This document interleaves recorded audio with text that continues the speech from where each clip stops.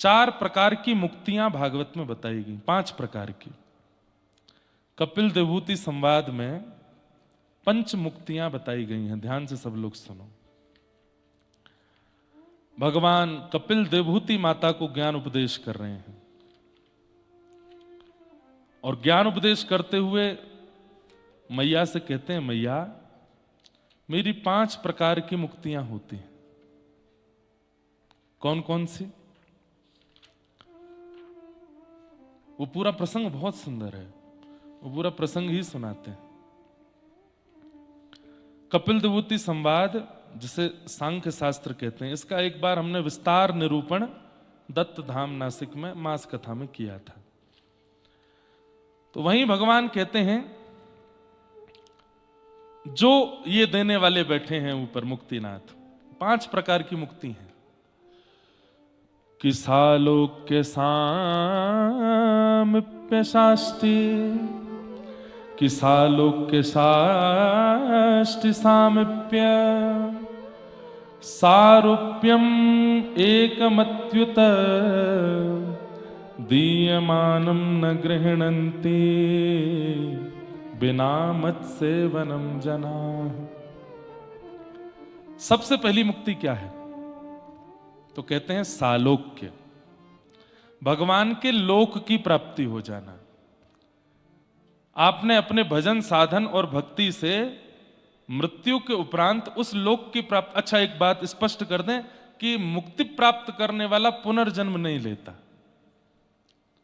मुक्ति प्राप्त करने वाले को पुनः इस संसार में नहीं आना पड़ता, और यदि वो आएगा तो कब आएगा? जब ठाकुर जी स्वयं अवतार लेकर के आएंगे, तब उसको लेके आते हैं साथ में।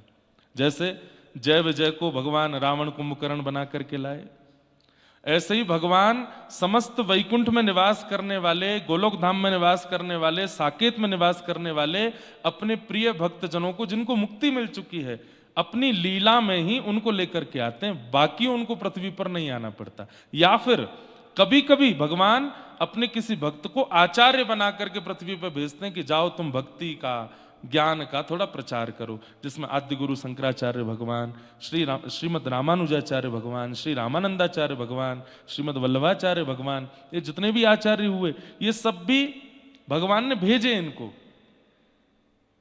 तो मुक्ति का पहला अर्थ ये समझ लीजिए कि पुनर्जन्म नहीं होता मुक्ति प्राप्त करने वाले का। और मुक्ति कैसे मिलती है? उसमें बहुत भाव बताए गए, लेकिन एक बहुत स्पष्ट भाव कहा गया, अंते नारायण स्मृति, अंत में हरि का स्मरण।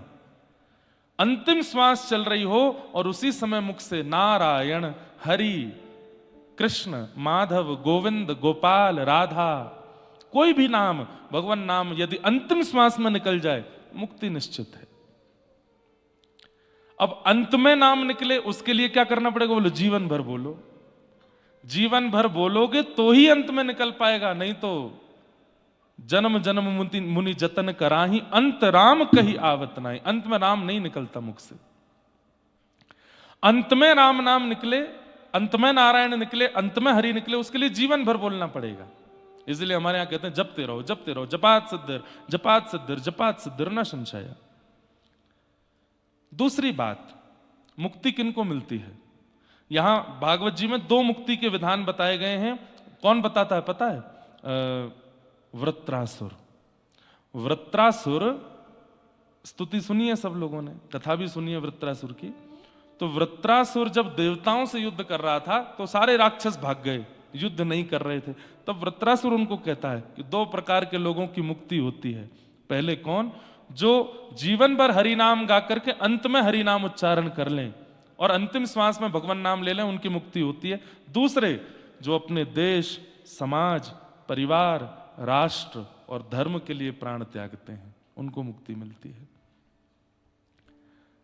चाहे भारत हो, चाहे नेपाल हो, चाहे कोई भी देश जहां उनके सैनिक निष्ठापूर्वक अपने देश की सुरक्षा में खड़े रहते हैं और भगवान ना करे किसी कारणवश उनकी जब देश रक्षा में मृत्यु होती है तो उन्हें मुक्ति मिलती है। तो ये 2 मुक्ति के प्रमाण हैं।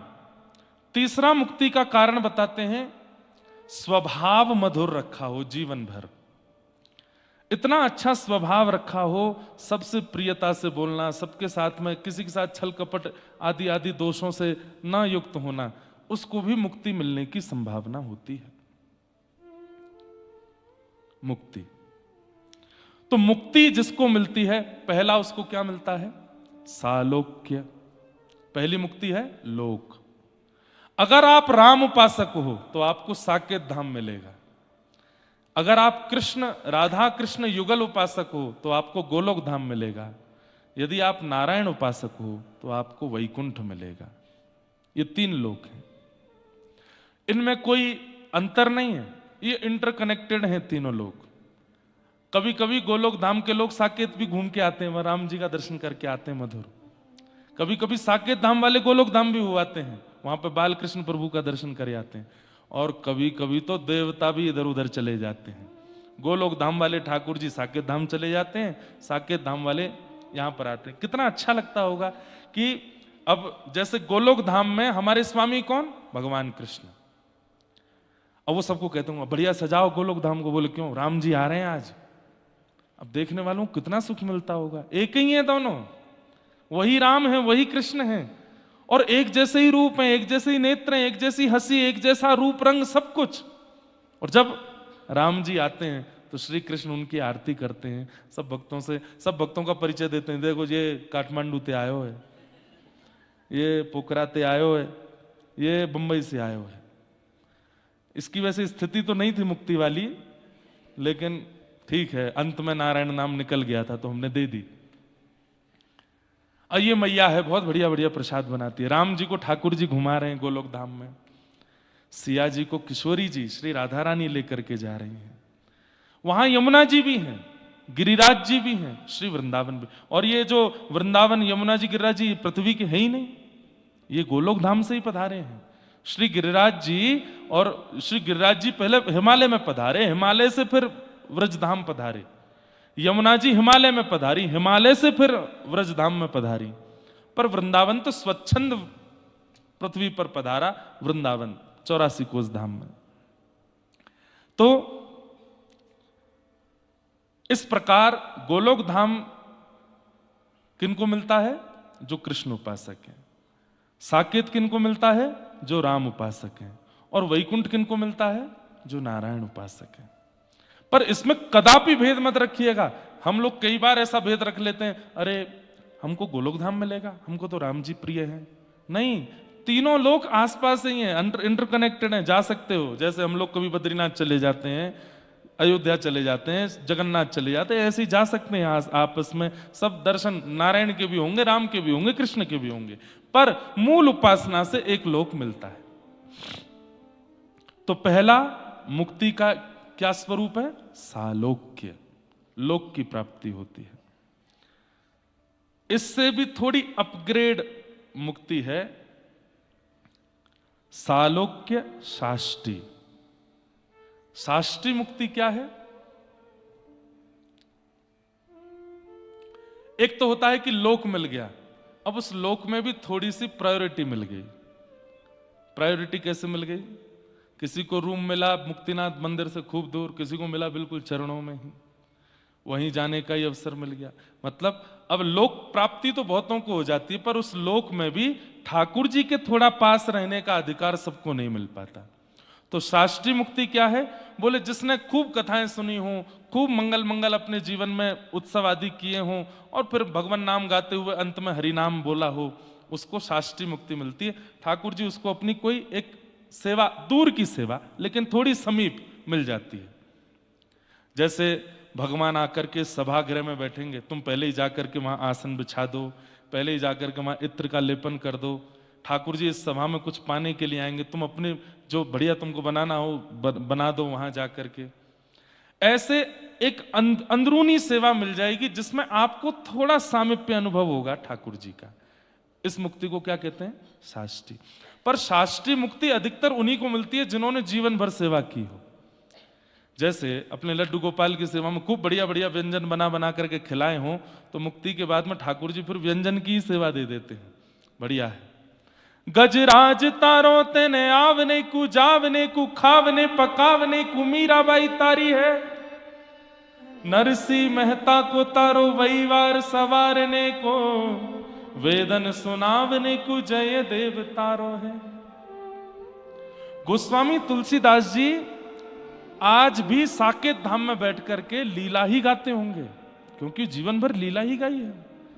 जयदेव महाप्रभु आज भी गोलोक धाम में बैठ करके श्री जगन्नाथ प्रभु को वहां पर आज भी स्तुतियां सुनाते होंगे, क्योंकि स्तुतियां ही गाई हैं। आपने अपने मानव जीवन में एक प्रकार से ये कह लें तो कोई अतिशयोक्ति नहीं, ये ट्रेनिंग है। यहां जो करके जाएंगे मुक्ति के बाद, फिर वो सेवा हमको एक प्रकार से जॉब के रूप में मिल जाएगी। अब तुम यही करोगे, अब तुम्हारी ये सेवा हमको स्वीकार है। अच्छा, एक प्रश्न आता है, भगवान तो एक ही होंगे और वैकुंठ गोलोक और साकेत में तो बहुत सारे भक्त होंगे, अब बहुत सारे भोजन बनाना जानते होंगे, तो ठाकुर जी सबका पाते होंगे। जब भगवान कृष्ण लीला में 16,108 पत्नियों के लिए 16,108 रूप धारण कर सकते हैं, तो गोलोक धाम में भी ठाकुर जी अनेक रूप धारण कर लेते हैं और अनेक रूप धारण करके सबको सुख देते हैं। तो सालोक्य, साष्टी और तीसरा मुक्ति का स्वरूप क्या है? सामिप्य। आहा, ये मुक्ति कौन सी है? बोले अति सामिप्य मिल जाता है। ठाकुर जी सिड्डी से भी उतर रहे हैं तो ऐसे हाथ कहेंगे, हाथ दो, हाथ पकड़ करके उतर रहे हैं। ठाकुर जी किसी से बात कर रहे हैं, टेक लगानी है तो आपके कंधे पे ही टेक लगा रहे हैं। ठाकुर जी कुछ करने जा रहे हैं तो आपसे पूछ रहे हैं, और ये बताओ ऐसा करना चाहिए कि नहीं? हाँ, जैसे आप कर सकते हो। ये सामिप्य मुक्ति है।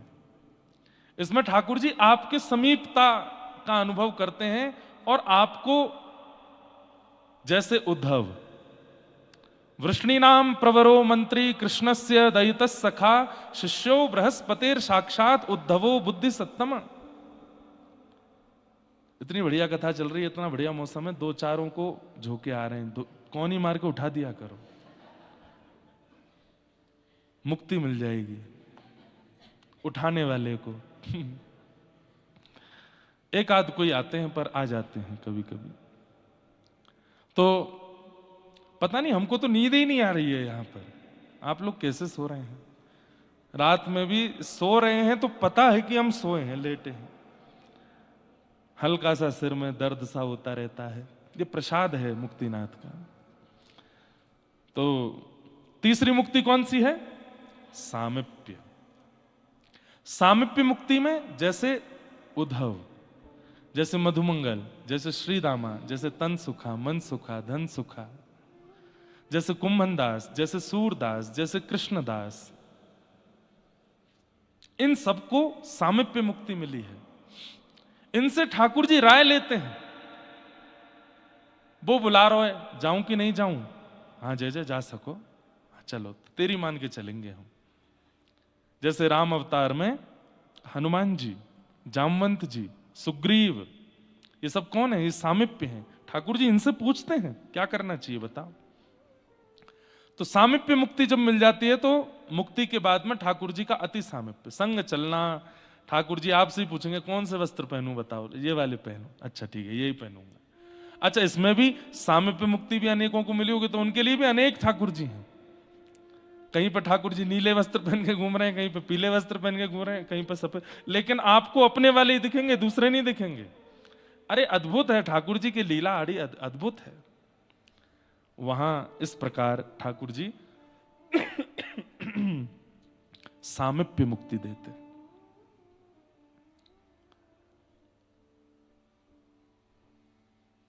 कभी स्वयं गाएंगे, आपसे कहेंगे नाचो, आप नाचोगे, फिर तान दे दे करके गाएंगे, फिर कहेंगे अब तुम गाओ, हम नाचते हैं। ये सामिप्य मुक्ति।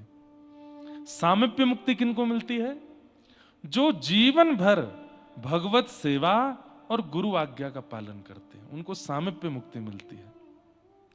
सामिप्य कब मिलती है? अगर मैं, मान लीजिए मैं एक वक्ता हूं, मेरे साथ में सीमित लोग ही रहते हैं समीप में, लेकिन मेरे समीप रहने वाले किसी एक के बारे में मुझे कहें, भैया महाराज जी आपके संग रहने लायक ये व्यक्ति है, इसको आप संग रखा करो, ये बहुत अच्छा है, ये इसके अंदर ये कला है, ये गुण है, कथा में और अच्छा आनंद होगा। आप इतनी यात्राएं करते हैं, इसको संग रखेंगे तो। कहा किसने? मेरे समीप रहने वालों ने उसके बारे में मुझसे कहा, तो मैंने उसको अपना सामीप्य दे दिया। चलो तुम भी आओ भाई, भक्ति पथ की आगे कथाओं में तुम भी सेवा करो।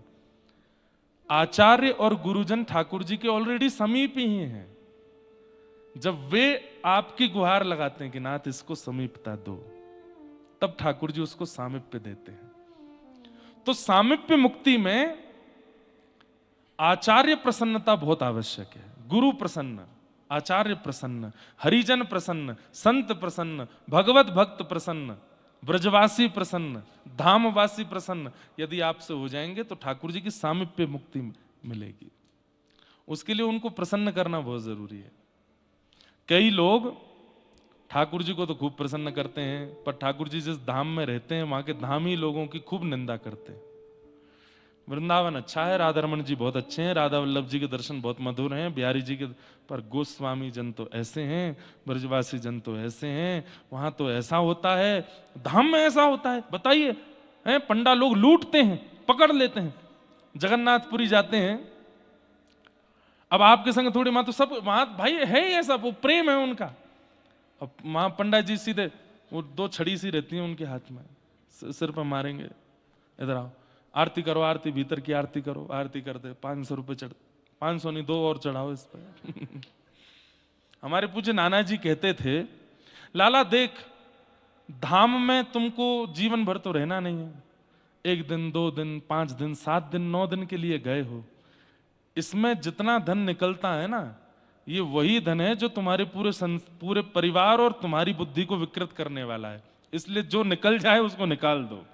और ये सब धामी लोग जो हैं, ये उसी धन को निकलवाते हैं जो हमारा विकार करने वाला है।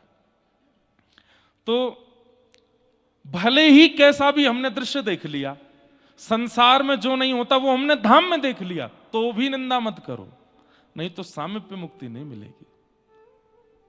सामीप्य मुक्ति के लिए तो उनके समीप रहने वालों को प्रसन्न रखो, उनके समीप रहने वालों को राजी रखो, जो नित्य नाम गाते हैं, नित्य कथा करते हैं, नित्य ठाकुर जी के भाव में रहते हैं, ऐसे संत जनों में उनको प्रसन्न रखो। हम कहीं भी कथा करते हैं, संतों को आमंत्रण देते हैं, उनको बुलाते हैं, दंडवत प्रणाम करते हैं, उनके चरण दबाते हैं, उनके पास बैठ के कुछ सेवा कर, क्यों? वो प्रसन्न हो जाए। उनकी प्रसन्नता से ही सामीप्य मुक्ति मिल सकती है। कई लोग नहीं, अब जैसे हम मिल नहीं पाते बहुत लोगों से, तो फिर ऐसे आचार्य अगर कोई हो जो मिलते ही नहीं है, उनको कैसे प्रसन्न किया जाए? तो बोले उनके वक्तव्य जो कथा में भी होते हैं, जो सामान्य रूप में भी होते हैं, बस उस वक्तव्य का बिना मिले ही पालन करो।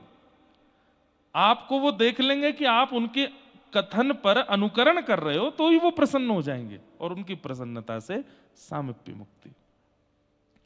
तो सालोक्य, साष्टी, सामीप्य, और चौथी मुक्ति है सारूप्य। ये सारूप्य मुक्ति कैसी है? ठाकुर जी अपने जैसा रूप दे देते हैं, और पहले तो आप उनको निहार करके प्रसन्न हो रहे थे, अब वो आपको निहारते हैं, तुम इधर उसको लेके आओ भाई। जैसे होता है ना, जैसे 5 लोगों ने प्लान बनाया, कहाँ जा रहे हैं, चलो काठमांडू चलते हैं यार, वो और चलते तो मजा आ जाएगा। क्यों? वो थोड़ा एंजॉय करता है, थोड़ा हंसाता रहता है, थोड़ा गाता है कुछ। तो ऐसे ही सारूप्य मुक्ति कैसी है?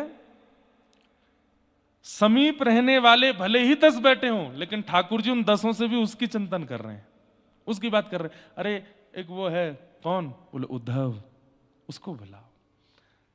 भगवान उद्धव के पास बैठे हैं, उद्धव से बात कर रहे हैं, और उद्धव से बात करते करते कहने लग जाते हैं, उद्धव मैं और तुम यहां बैठे हैं, बहुत सुंदर चर्चा कर रहे हैं, लेकिन मेरा विदुर भी यहां होता तो कितना आनंद आता ना। विदुर जी, तो उद्धव जी कहते हैं, मैं अपने आप को बड़भागी मान रहा था कि मैं ठाकुर जी से संवाद कर रहा हूं, लेकिन मैं अब विदुर जी को अपने से ज्यादा सौभाग्यशाली मानता हूं। क्यों? हजारों किलोमीटर दूर विदुर जी बैठे हैं, और यहां ठाकुर जी मुझसे बात कर रहे हैं, याद विदुर को कर रहे हैं। दुनिया हरि को याद करती, पर हरि जिसको याद करें वो सारूप्य मुक्ति। हरि जिसका चिंतन करें, जिसको याद करें। श्री पंढरपुर में रामकृष्ण हरि कीर्तन चलता है। पुजारी जी ने ठाकुर जी का शयन करा दिया और रात्रि में पुजारी जी को मधुर करताल की ध्वनि आने लगी, मधुर मृदंग बज रहा है। पुजारी जी बोले कहां से आ रही है ये ध्वनि? ढूंढते ढूंढते ढूंढते जब मंदिर के गर्भगृह के पास गए तो गर्भगृह से ही ध्वनि आ रही थी।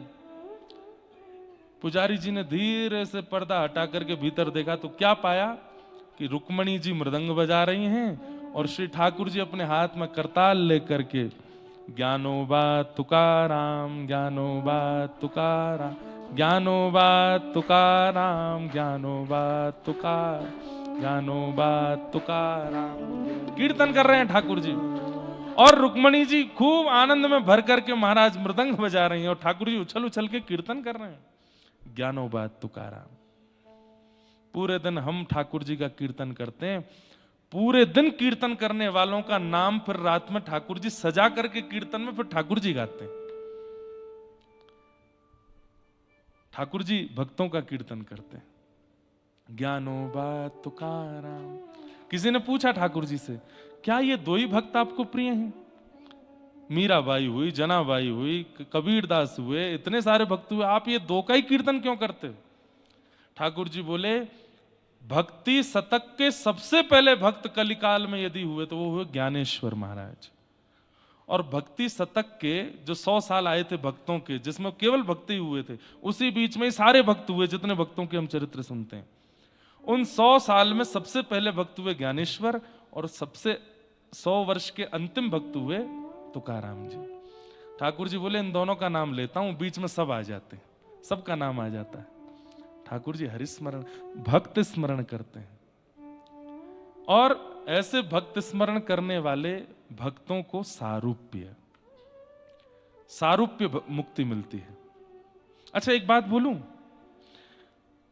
इन मुक्तियों का अनुभव मृत्यु के बाद तो होता ही है, पर कई बार जीवित अवस्था में भी होने लगता है। जैसे सालोक्य मिल गया। सालोक्य मिल गया मतलब जन्मे थे मुंबई में, जन्मे थे दिल्ली में, जन्मे थे कहीं और, लेकिन कुछ समय बाद धाम मिल गया, सालोक्य मुक्ति मिल गई, लोक मिल गया जीते जी। फिर दूसरी मुक्ति कौन सी है? साष्टी। अब धाम तो मिल गया, वहां पर भी भगवान के किसी मंदिर या किसी भक्त की सेवा मिल गई। राधा वल्लभ जी मंदिर में कोई सेवा मिल गई, राधा रमन जी में कोई सेवा मिल गई, बिहारी जी में कोई सेवा मिल गई, गिरिराज जी में कोई सेवा मिल गई, और कोई सेवा नहीं मिली तो अपने आप ही श्री पंडित गया प्रसाद जी महाराज की तरह सोहनी सेवा ले ली, व्रज में रज में सोहनी कर रहे हैं, जमुना जी का मार्जन कर रहे हैं, सरजू जी में सेवा कर रहे हैं। जहां भी धाम की प्राप्ति हुई वहां कोई सेवा मिल गई तो साष्टी मुक्ति हो गई, जीते जी। सालोक्य हो गई धाम की प्राप्ति, साष्टी हो गई सेवा की प्राप्ति। और फिर तीसरा सामिप्य, आपकी सेवा से प्रसन्न होकर अब आपको अंतरंग सेवा मिल गई है, अब ठाकुर जी की थोड़ी निज सेवा मिल गई है, थोड़ी पास की। और फिर मिल गई सारूप्य। अब मंदिर में ठाड़े ठाकुर जी लाखों वैष्णवों को नहीं, आपका ही स्तमन करते हैं। वो कब आएगा मुझको मिलने, वो तो आया ही नहीं मेरा दर्शन करने। सारूप्य। नामदेव जी महाराज को एक बार सारूप्य मुक्ति दी थी, मैंने कथा सुनाई है। उनकी माता जी कहती थी, ए नामा, ये बिठोवा तेरे संग खेलता है? बोले हाँ। उसको बोलना कि मैं एक बार प्रसादी बनाऊं तो पानी आएगा। नामदेव जी बोले ठीक है मैं बोल दूंगा। तो एक दिन नामदेव जी ठाकुर जी से बोले, मेरी मैया बहुत पीछे पड़ती है कि आप एक बार प्रसाद पाने जाओ। ठाकुर जी बोले मैं प्रसाद पाने जाऊंगा तो यहां मंदिर में दर्शन कौन देगा? तो बोले आप तो अंतर्यामी हो और आप तो अनेक रूप रूपाए विष्णवे प्रभु विष्णवे, अनेक रूप धारण कर सकते हो, एक रूप से यहां खड़े हो जाओ, एक रूप से प्रसाद पाओ। ठाकुर जी बोले ऐसा नहीं होता, हम जिस रूप में यहां खड़े हैं उसी रूप से जाएंगे प्रसाद पाने। तो बोले अब क्या करें? तो बोले एक काम करो नामा, तुम मेरे ही रूप जैसे हो गए हो, सबको तुम अलग रूप में दिखते हो पर तुम मुझे मेरे ही जैसे दिखते हो। अब एक काम करो, मैं तुम्हारे घर जाता हूं प्रसाद पाने, तुम आके यहां खड़े हो जाओ। और श्री विठोबा नीचे आ गए, नामदेव जी खड़े हो गए। जैसे खड़े हुए ठाकुर जी ने एक बार देखा, बिल्कुल विठोवा जैसी झांकी हो गई, और ठाकुर जी बलैया ले रहे, कितना बढ़िया लग रहा है मेरा नामा। अब ध्यान रखना, बोले क्या?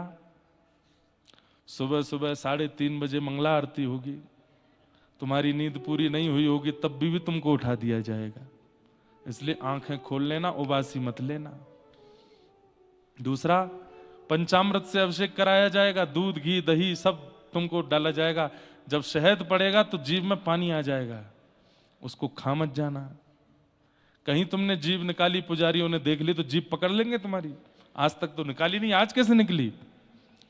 तीसरा, इतने सारे भक्त दुख दर्द सुनाने के लिए आएंगे कि सबकी सुन लेना, कर्म से सबको मिलेगा जो मिलना है, सबकी इच्छा पूरी करने मत बैठ जाना यहां खड़े होके, डामाडोल हो जाएगा संसार पूरा, ठीक है? और ऐसा कह करके नामदेव जी बोले मैं तो फंस गया, बोले फंसे नहीं, अब खड़े रहो, मैं जा रहा हूं प्रसाद पाने। ठाकुर जी गए, नामदेव जी की मैया के हाथ से बनी खूब बढ़िया पकवान पाके आए, और खूब पा रहे हैं चकाचक। मैया बोली आपको जल्दी होगी? नहीं, कोई जल्दी नहीं है, आज मंदिर में दूसरे की ड्यूटी लगी है। मैया बार बार कहे नामा नहीं आया, बहुत देर हो गई, नामदेव नहीं। अब बोले आज नहीं आएगा वो। क्यों? बोले आज वही खड़ा है मेरी जगह पर। कैसी लीला करते ठाकुर जी। बंधु, हम तो सुन के ही आनंदित हो जाएं, हम तो अनुभव करके ही आनंदित हो जाएं, हमारे संग हो ये संभव नहीं है, हो जाए तो बहुत बड़ी कृपा है। ठाकुर जी बोले चलो मैया प्रसाद हो गई, अब मैं नामदेव का दर्शन तो करके आऊं, कैसा लग रहा है। 100 लोड़ करके बिल्कुल अपना रूप छुपा करके, बस नेत्र नेत्र खुले हैं ठाकुर जी के, ऐसा पूरा ढक करके, और गए मंदिर में। लाखों की तादाद में लोग खड़े हैं, पीछे लाइन में ठाकुर जी भी खड़े हैं, चल रहे हैं धीरे धीरे, पीछे धक्का दे रहे हैं लोग, जल्दी चलो। ठाकुर जी के चल रहे हैं ना, चल करके ठाकुर जी जैसे ही गर्भगृह में पहुंचे, नामदेव जी खड़े, बिल्कुल हिल डुल नहीं रहे, जैसे ठाकुर जी रहते वैसे ही। ठाकुर जी बोले आई मजा, आनंद आयो? इतने में नामदेव जी बोले अब यहां आ जाओ। नहीं, अब तू ही खड़ा रहे यहाँ पे, मैं नहीं आ रहा।